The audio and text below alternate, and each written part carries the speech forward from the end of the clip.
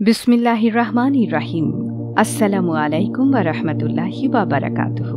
সুপ্রিয় দর্শক মণ্ডলী, আশা করি মহান আল্লাহ পাক রব্বুল আলামিনের অশেষ মেহেরবানি ও দয়ায় আপনারা সকলেই অনেক বেশি ভালো আছেন। আমার দোয়া আল্লাহ পাক রব্বুল আলামিন যেন আপনাদের সকলকে সুখে এবং শান্তিতে রাখেন, আমিন।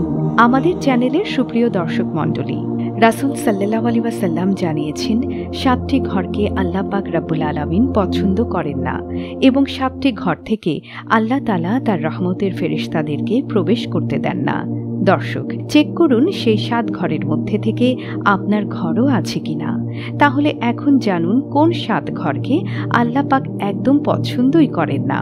তো সেই বিষয়গুলো কি কি তা জানার আগে এবং ভিডিওটি শুরু করার আগে একটু প্রার্থনা করি। হে আল্লাহ, আমাদের সকল প্রকার গুনাহ থেকে রক্ষা করুন। যারা যারা গুনাহ থেকে রক্ষা পেতে চান সকলেই কমেন্টে লিখুন আমিন এবং এই ভিডিওটিতে একটি লাইক দিন ও যারা চ্যানেলটি সাবস্ক্রাইব করেননি চ্যানেলটি সাবস্ক্রাইব করুন। এই ভিডিওটির লাইক টার্গেট 10,000, তাই সকলে এই ভিডিওটিতে লাইক দিয়ে দিন। তো চলুন শুরু করি। দর্শক, 7টি ঘরকে আল্লাহ পাক রব্বুল আলামিন পছন্দ করেন না। তার প্রথম ঘরটি হলো যে ঘরে কুকুর থাকে। কুকুর ঘেউ ঘেউ করার প্রয়োজন নেই। যে বাড়িতে কুকুর থাকে সেই বাড়িতে রহমতের ফেরেশতা প্রবেশ করে না। আর প্রয়োজন ছাড়া কুকুর স্পর্শ করা, কোলে রাখা জায়েজ নয়। তবে যদি বাড়িঘর পাহারার জন্য কুকুর পালন করা হয় তাহলে সেই সব পাহারাদার কুকুর থাকা অবস্থায় রহমতের ফেরেশতা প্রবেশ করাতে বাধাপ্রাপ্ত হয় না। সেই হিসেবে পাহারাদারির জন্য কুকুর পালন করা, কুকুর পোষা জায়েজ আছে। আবু তালহা রাদিয়াল্লাহু তাআলা আনহু থেকে বর্ণিত, তিনি বলেন, আমি আল্লাহর রাসূল সাল্লাল্লাহু আলাইহি ওয়াসাল্লামকে বলতে শুনেছি, যে বাড়িতে কুকুর থাকে আর প্রাণীর ছবি থাকে সেই বাড়িতে ফেরেশতা প্রবেশ করে না। সহিহ বুখারী ও সুনানে ইবনে মাজাহ। আব্দুল্লাহ ইবনে উমর রাদিয়াল্লাহু তাআলা আনহু থেকে বর্ণিত, তিনি বলেন, রাসূলুল্লাহ সাল্লাল্লাহু আলাইহি ওয়াসাল্লাম বলেছেন, যে ব্যক্তি পশু রক্ষাকারী এবং শিকারী কুকুর ছাড়া অন্য কুকুর পালে তার আমলনামা থেকে প্রতিদিন 2 কিরাত পরিমাণ সওয়াব কমে যায়। সহিহ বুখারী। দর্শক, 7টি ঘরকে আল্লাহ পাক রব্বুল আলামিন পছন্দ করেন না। তার মধ্য থেকে দ্বিতীয় নম্বর ঘরটি হলো যে ঘরের ভেতরে জীবজন্তুর ছবি বা মূর্তি থাকে। মানে যে ঘর আলা আনহু থেকে বর্ণিত, তিনি বলেন, নবী করিম সাল্লাল্লাহু আলাইহি ওয়াসাল্লামের স্ত্রী মাইমুনাহ রাদিয়াল্লাহু তাআলা আনহু আমার নিকট বর্ণনা করেন, নবী পাক সাল্লাল্লাহু আলাইহি ওয়াসাল্লাম বলেছেন, জিবরাইল আলাইহিস সালাম আমার সাথে রাতে সাক্ষাৎ করার ওয়াদা করেছিলেন, কিন্তু সাক্ষাৎ করেননি। অতঃপর তার মনে পড়ল যে আমাদের খাটের নিচে একটি কুকুর ছানা আছে। তিনি এটিকে বের করে দিতে আদেশ দিলে তা বের করা হলো। অতঃপর তিনি নিজেই পানি দিয়ে সেই স্থানটা ধুয়ে ফেলেন। এরপর জিবরাইল আলাইহিস সালাম তার সাথে সাক্ষাতের সময় বললেন, যে ঘরে কুকুর এবং ছবি থাকে সে ঘরে আমরা কখনো প্রবেশ করি না। সকালবেলা নবী করিম সাল্লাল্লাহু আলাইহি ওয়াসাল্লাম কুকুর মারতে আদেশ দিলেন। এমনকি ছোট বাগান পাহারা দেয়া কুকুরও হত্যার আদেশ দেন, বড় বাগানের কুকুর পাহারাদার ছাড়া। দর্শক, যে 7টি ঘরকে আল্লাহ রাব্বুল আলামিন পছন্দ করেন না তার মধ্য থেকে 3 নম্বর ঘরটি হলো আত্মীয়তার সম্পর্ক বিচ্ছেদকারীর ঘর। আত্মীয়তার সম্পর্ক ছিন্ন করা কিংবা নিকট আত্মীয়দের পরিত্যাগ করা মারাত্মক অপরাধ। এটি কবিরা গুনাহ সমূহের মধ্যে অন্যতম। এই কারণে মহান আল্লাহ তাআলা আত্মীয়তার সম্পর্ক ছিন্নকারীকে অভিশাপ দিয়েছেন। আল্লাহ তাআলা বলেন, ক্ষমতা পেলে সম্ভবত তোমরা পৃথিবীতে কলহ সৃষ্টি করবে এবং আত্মীয়তার বন্ধন ছিন্ন করবে।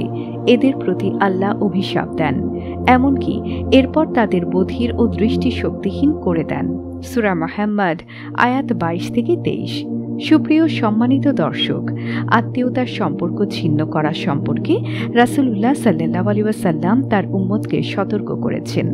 এমনকি তিনি ঘোষণা করেন, হযরত জুবাইর ইবনে মুতাইম রাদিয়াল্লাহু তাআলা আনহু বর্ণনা করেছেন, রাসূলুল্লাহ সাল্লাল্লাহু আলাইহি ওয়াসাল্লাম বলেছেন, আত্মীয়তার সম্পর্ক ছিন্নকারী জান্নাতে প্রবেশ করবে না।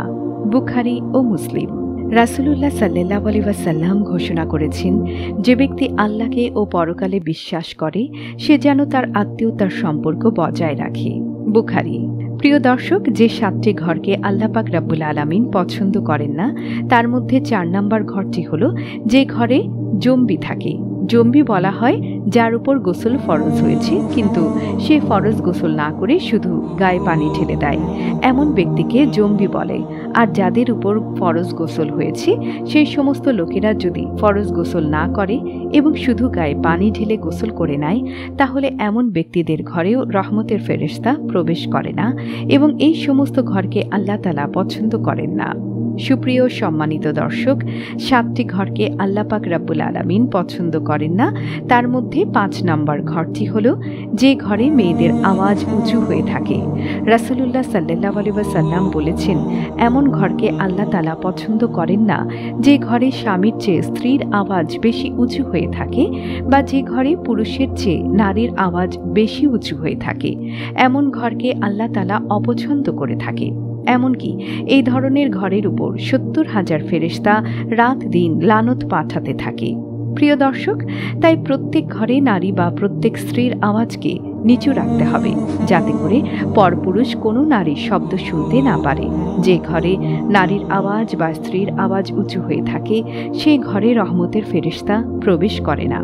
সুপ্রিয় সম্মানিত দর্শক, 7টি ঘরকে আল্লাহ পাক রব্বুল আলামিন পছন্দ করেন না। তার মধ্যে 6 নম্বর হলো হারাম মাল খাওয়া ঘরে, মানে হারাম খাওয়া ভক্ষণকারীর ঘরেও রহমতের ফেরেশতা প্রবেশ করে না। আল্লাহ তাআলা কুরআন কারিমে এর নির্দেশ প্রদান করেছেন। এ প্রসঙ্গে আল্লাহ তাআলা ইরশাদ করেন, হে মানব মণ্ডলী, পৃথিবীর হালাল ও পবিত্র বস্তু সামগ্রী ভক্ষণ করো আর শয়তানের পদাঙ্ক অনুসরণ করো না, সে নিঃসন্দেহে তোমাদের প্রকাশ্য শত্রু। সূরা আল বাকারা 168। অন্যদিকে হযরত রাসূলুল্লাহ সাল্লাল্লাহু আলাইহি ওয়াসাল্লাম বলেছেন, নিজ হাতের উপার্জিত খাবারই হচ্ছে সর্বোৎকৃষ্ট। আল্লাহর নবী দাউদ আলাইহিস সালাম নিজ হাতের কামাই খেতেন। সহিহ বুখারী। ইসলামী শরিয়তের বিধান হলো হারাম উপার্জনকারীর কোনো আমল আল্লাহ তাআলার কাছে কবুল হয় না, তার দোয়া কবুল হয় না, কোনো বরকত থাকে না তার সম্পদে। এক হাদিসে হযরত রাসূলুল্লাহ সাল্লাল্লাহু আলাইহি ওয়াসাল্লাম বলেন, হে সাদ, পবিত্র খাবার গ্রহণ করো, তাহলে তোমার দোয়া কবুল হবে। সেই সত্তার কসম যার হাতে মুহাম্মাদের প্রাণ। বান্দা যখন তার মুখে হারাম উপায়ে কোনো খাবার গ্রহণ করে, আল্লাহ তাআলা 40 দিন তার কোনো আমল কবুল করেন না। আর যে ব্যক্তি বেড়ে ওঠে অবৈধ সম্পদ আর হারাম উপার্জিত অর্থে, তার জন্য জাহান্নামের আগুনই উত্তম। প্রিয় দর্শক, 7 ঘরকে আল্লাহ তাআলা পছন্দ করেন না। তার মধ্য থেকে 7 নাম্বার হলো মেহমান আসলে খুশি না হওয়া ঘর থেকে। মেহমানদারি সমাজের একটি ব্যাপক প্রচলিত নিয়ম। এটাকে অনেকেই সমাজ রক্ষার বিষয় হিসেবে জানে, অথচ মেহমানকে সম্মান দেয়া, কদর করা, আপ্যায়ন করা, কুশলাদি বিনিময় করা বিশ্বনবীর অন্যতম সুন্নত। হযরত আলী রাদিয়াল্লাহু তাআলা আনহু এর মতে, মেহমানদের ভালো খাবার দেয়া একজন গোলাম মুক্ত করে দেওয়ার চেয়ে বেশি পছন্দনীয়।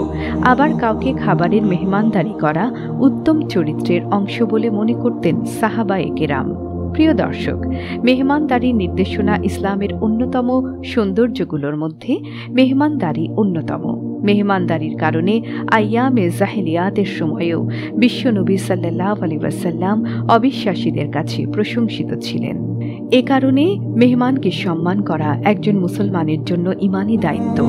বিশ্বনবী সাল্লাল্লাহু আলাইহি ওয়াসাল্লামের একাধিক হাদিসে তা প্রমাণিত। নবীজি সাল্লাল্লাহু আলাইহি ওয়াসাল্লাম হযরত আব্দুল্লাহ ইবনে ওমর রাদিয়াল্লাহু তাআলা আনহুকে উদ্দেশ্য করে বললেন, নিশ্চয়ই তোমার উপর তোমার মেহমানের হক রয়েছে। বুখারী। অন্য বর্ণনায় বিশ্বনবী সাল্লাল্লাহু আলাইহি ওয়াসাল্লাম বলেছেন, যে মেহমানদারি করে না তার মধ্যে কোনো কল্যাণ নেই। মুসনাদে আহমদ। রাসূলুল্লাহ সাল্লাল্লাহু আলাইহি ওয়াসাল্লাম আরও বলেছেন, আল্লাহ ও পরকালের প্রতি যে ঈমান রাখে সে যেন মেহমানের সমাদর করে। বুখারী।